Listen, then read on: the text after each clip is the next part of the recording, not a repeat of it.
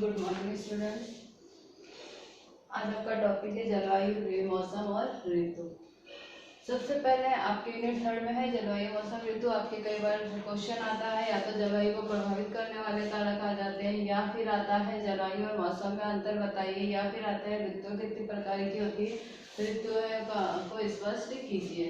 तो इस तरीके से आपके जब भी क्वेश्चन आए इस तरीके से रिलेटेड, तो आप सब्जेक्ट से रिलेटेड या कंटेंट से रिलेटेड जब आपके क्वेश्चन आते हैं तो आप उन क्वेश्चनों को डायग्राम के अकॉर्डिंग समझाइए, डायग्राम से समझाइए, जिससे उसका इफेक्ट अच्छा पड़ता है। क्योंकि ज्योग्राफी है, ज्योग्राफी में डायग्राम बहुत सारे होते हैं, तो इसलिए आप उस चीज़ को डायग्राम से समझाएं तो सबसे अच्छा होगा। इन तीनों में से रिलेटेड क्वेश्चन आपके पक्का कोई ना कोई होता ही होता है, ये फैक्ट बात है। चाहे आपके 2 नंबर में क्वेश्चन आए, चाहे 6 नंबर में आए, चाहे 10 नंबर में आए, लेकिन इस तीनों टॉपिक से रिलेटेड कोई ना कोई एक क्वेश्चन आपके पेपर में आएगा ही आएगा। सबसे पहले हम लेते हैं जलवायु, मौसम और ऋतु है। तीनों टॉपिक है, लेकिन तीनों ही एक दूसरे से रिलेटेड है, एक दूसरे से संबंधित है, कहीं ना कहीं तीनों एक जैसे ही हैं। सबसे पहले लेते हैं मौसम, कि मौसम क्या होता है। मौसम हम कहेंगे किसी स्थान विशेष की अल्पकालीन किसी स्थान विशेष की अल्पकालीन दशाओं को मौसम कहते हैं। अल्पकालीन हम कह सकते हैं, अल्पकालीन की बहुत छोटे समय के लिए, छोटे समय हम कह सकते हैं एक दिन है। क्या हुआ? एक दिन है, आज का दिन है। अभी सूर्य बहुत अच्छे से निकल रहा है, धूप निकल रही है, मौसम खराब हुआ, हवाएं चलने लगी, दूर भरी आंधियां चलने लगी, बारिश आ गई, तो क्या हुआ? मौसम में परिवर्तन हो गया। कुछ समय में ही क्या हो गया? मौसम में परिवर्तन आ गया। तो जब मौसम में कुछ समय में मौसम में परिवर्तन आ जाता है तो उसे मौसम कहते हैं। मतलब अल्पकालीन दशाओं में किसी स्थान विशेष की अल्पकालीन कुछ समय में परिवर्तन हो जाना मौसम कहलाता है। फिर हम कहेंगे ऋतु। हम किसी स्थान विशेष की कुछ महीनों की दशाओं में परिवर्तन, कुछ महीनों की दशाओं में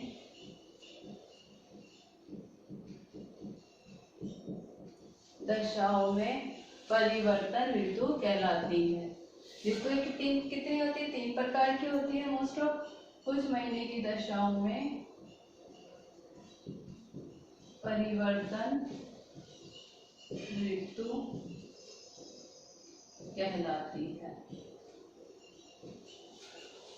तो ऋतु क्या होती है? 3 प्रकार की ऋतु है, शीत, ग्रीष्म और क्या होती है? बरसात।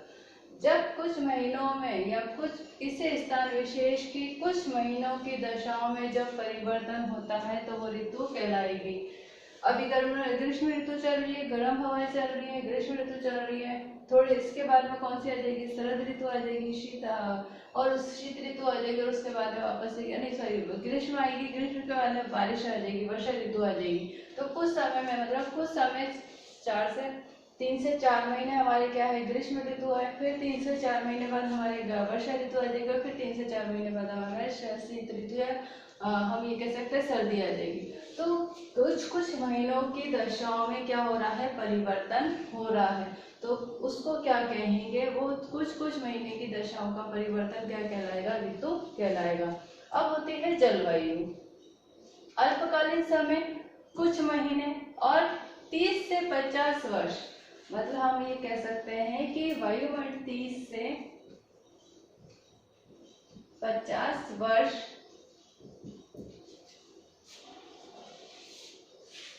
या दीर्घकालीन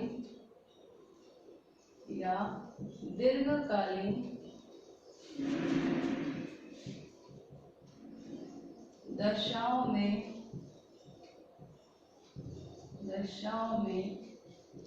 परिवर्तन जलवायु कहलाती है। मतलब 30 से 50 वर्ष में वायुमंडलीय दशाओं में जो परिवर्तन होगा वो जलवायु कहलाएगी। मतलब जलवायु जब परिवर्तन हो रहा है तो वो हमें एकदम से नहीं दिखेगा, कुछ महीनों में नहीं दिखेगा, कुछ समय में नहीं दिख रहा है। वो उसका परिवर्तन हमें कब दिखेगा, जब 30 से 40 व 50 वर्ष हो जाएंगे और दीर्घकालीन दशाएं, मतलब दीर्घ अवधि के बाद में वो चीज हमें समझ में आएगी कि हाँ हमारे जलवायु में परिवर्तन हो गया है, तो उसे जलवायु कहा जाएगा। जलवायु में परिवर्तन कुछ समय में नहीं होता, कुछ महीनों में नहीं आता है, कुछ वर्षों में नहीं आता। 30 से 40 वर्ष लगते हैं किसी भी वायुमंडलीय दशा को परिवर्तित होने में। और उस पर जब 30 से 40 वर्ष में कोई दशा वायुमंडलीय दशा में जब परिवर्तन आता है तो उसे जलवायु कहा जाता है। तीनों शब्द एक जैसे ही है कि परिवर्तन कहाँ रहा, वायुमंडलीय दशाओं में। वायुमंडलीय दशा में कुछ समय में परिवर्तन हो गया, धूप निकल रही है, अचानक से बारिश होने लग गई, वहां पर क्या हुआ, मौसम परिवर्तन हो गया, तो हल्की सी ठंड हो गई, गर्म से क्या हो गई, वहां पर ठंड आ गई। तो फिर क्या हो गया, कुछ समय में क्या हो गया, जहाँ सुबह में हमें धूप या सुबह में हमें गर्मी लगती थी, वहीं शाम में हमें क्या हो गई, बारिश हो गई, तो ठंडक का महसूस होने लग गई। तो कुछ समय में परिवर्तन हुआ, अल्पकालीन हुआ वायुमंडलीय दशा में परिवर्तन, कुछ महीनों में वायुमंडलीय दशा में परिवर्तन हुआ, तो क्या हो गई ऋतु। और कुछ दशा वर्ष में, मतलब बहुत लंबे वर्षों में, 30 से 50 वर्षों में, एक वर्ष नहीं, 2 वर्ष नहीं, मतलब 1-2 साल नहीं, 10 साल नहीं, 30 से 50 वर्ष में दीर्घकालीन दशाओं में परिवर्तन जलवायु कहलाता है।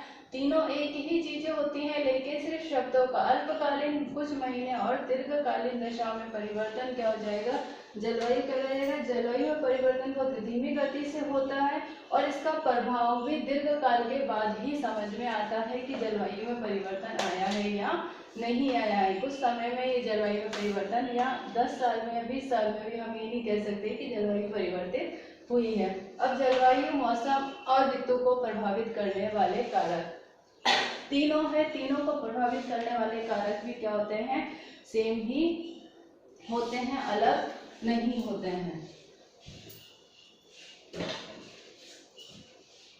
प्रभावित करने वाले कारक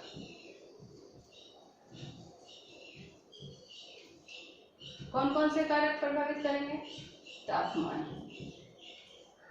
वायु दाब, तीनों को प्रभावित करेंगे। पवन या पवन, आर्द्रता और वर्षा, ये सारे कारक ही क्या करते हैं, जलवायु, मौसम और ऋतु को प्रभावित करते हैं। तो सबसे पहला कारक हम लेंगे तापमान। सबसे पहला कारक लेंगे, आज मैं सिर्फ आपको तापमान ही समझाऊंगी कि किस तरीके से तापमान जलवायु, ऋतु और वर्षा ऋतु मौसम को प्रभावित करता है। तो एक एक कारक समझाऊंगी या 2 कारक एक साथ समझा दूंगी। सबसे पहला कारक है तापमान। मैंने आपको सूर्य ताप पढ़ाया था। सूर्य ताप किस तरीके से जलवायु, मौसम और ऋतु को प्रभावित करता है, मतलब किस आधार पर ऋतु और मौसम को प्रभावित करता है। इस तरीके से अगर हम देखेंगे तो तापमान क्या कर रहा है,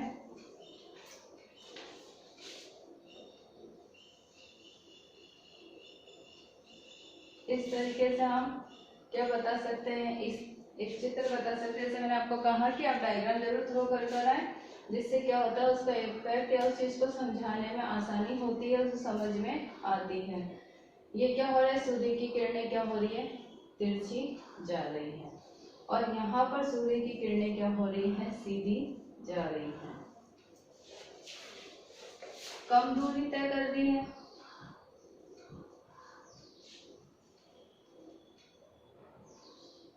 छोटा क्षेत्र,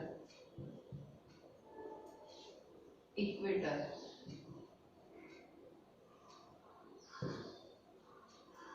फिर क्या हो रहा है, ज्यादा दूरी,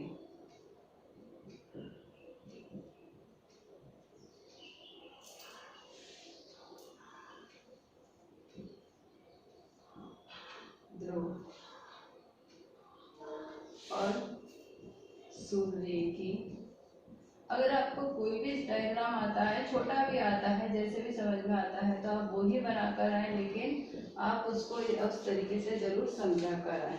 अब देखिए, जब सूर्य की किरणें किसी भाग पर सीधी पड़ रही है, सीधी किस जगह पे पड़ती है, मैंने आपको ये भी बताया था कि सीधी पड़ती है विषुवत रेखा पर। कब पड़ती है? विषुवत रेखा पर क्या पड़ती है? किरणें सीधी पड़ रही है। ये विषुवत रेखा है। विषुवत रेखा पर जब सूर्य की किरणें क्या होती हैं? सीधी पड़ती है, मतलब इस तरीके से पड़ रही है, इस तरीके से नहीं आ रही। जब सीधी पड़ रही है तो तापमान क्या हो रहा है? अधिक पड़ रहा है, क्योंकि सूर्य की किरणों का सीधा पड़ना या सीधा आना तापमान में अधिक करता है। रात की अपेक्षा दिन में तापमान क्या होता है? अधिक होता है, क्योंकि रात में क्या होता है, सूर्य की किरणें नहीं पड़ती है सीधी, तो सूर्य की किरणें क्या होती है? सूर्य छिप जाता है, तो धीरे धीरे क्या होता है? तापमान कम होने लगता है। तो रात की अपेक्षा दिन में तापमान अधिक होता है। ग्रीष्म ऋतु की अपेक्षा शीत ऋतु में तापमान कम होता है। ग्रीष्म ऋतु में तापमान अधिक होता है, शीत ऋतु में तापमान क्या होता है? कम हो जाता है। शहरों की अपेक्षा गांवों में तापमान कम होता है। शहर होते हैं, शहरों में जितनी भी बिल्डिंग होती हैं, बिल्डिंग्स बनी हुई हैं बहुत सारी जगह पे, तो वहाँ पर क्या होता है? हरियाली क्षेत्र कम होता है, क्योंकि जब सूर्य की किरणों से सूर्य की किरणें पृथ्वी पर आ रही हैं तो कहीं ना कहीं वहाँ पर वाष्पोत्सर्जन की क्रिया नहीं हो रही है, या हम ये कह सकते हैं वाष्पीकरण नहीं जा रहा है, या पेड़ पौधे उस चीज को इसको ग्रहण नहीं कर पा रहे हैं। तो क्या हो रहा है? किरणें सीधी पृथ्वी तल पर पहुंच रही है, और वो जब बिल्डिंगें होती हैं उनको वो गर्म कर रही है। गर्म कर रही है तो वो बिल्डिंगें क्या कर रही है? वापस से ना कि गैस को परावर्तन या उस अवशोषण नहीं कर पाती है, तो वो गर्म ही रहती है। तो शहरों में क्या इसी कारण से तापमान अधिक रहता है। गांव में तापमान अधिक इसलिए नहीं रहता है क्योंकि वहाँ पर क्या होता है? पेड़ पौधे अधिक होते हैं, कृषि है, फसलें है, उगाते हैं, तो उस क्षेत्रों पर जो सूर्य की किरणें आती है वो कहीं ना कहीं जल में या मिट्टी में या हम पेड़ पौधों में कहीं ना कहीं वो किरणें इफेक्ट करती हैं, जो इफेक्ट कर रही है, क्योंकि पौधे क्या होते हैं? अपना भोजन सूर्य की किरणों से बनाते हैं। जब अवशोषण कौन कर रहा है? पौधे कर रहे हैं। तो अवशोषण जब सूर्य की किरणें का अवशोषण जब पौधे कर लेते हैं तो गाँवों में इस कारण से तापमान में वृद्धि नहीं होती है। फिर हम कह सकते हैं भूमध्य रेखा की अपेक्षा ध्रुवों पर तापमान कम होता है। ये ध्रुव होते हैं, उत्तरी ध्रुव और दक्षिणी ध्रुव। तो जब ध्रुव होते हैं तो ध्रुवों पर क्या हो रहा है? सूर्य की किरणें सूर्य की किरणें क्या हो रही है? तेजी जाती है, या यहाँ पर सूर्य की किरणें जाती ही नहीं है, क्योंकि ध्रुवों पर अधिकतर दिन की अवधि क्या होती है? बहुत कम होती है, ज़्यादा नहीं होती।